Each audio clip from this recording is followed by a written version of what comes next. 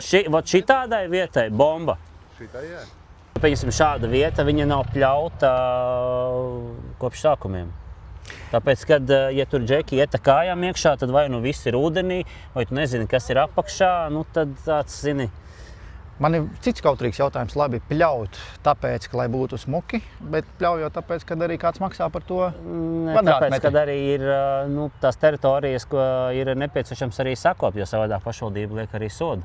Ņēmām visus grāvjus, malas un visu šo tīrījām, jo savādāk atnāk no pašvaldības brīdinājums, ka līdz tam 20. jūnijam vai kam jābūt visam nopļaut. Ar raideri tu nebrauktu iekšā, ar traktoru tu nelīstu, tas tīrais trimera darbs.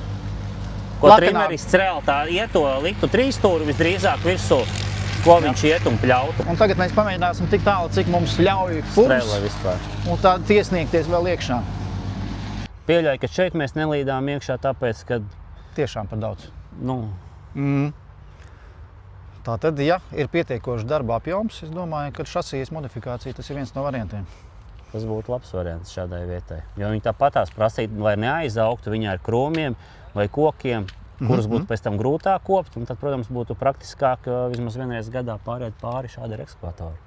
Tur taču uzlīs lietus, to raideri brauc un racionu. Tad citreiz bijis tā, ka 50-60 metri vilka kopā vairākus striķus, lai no tālākā stūra, saprot, ar džipu tur nepiebrauksi, viņš ārā, striķus līdz galam un tad vilkām ārā to raideri.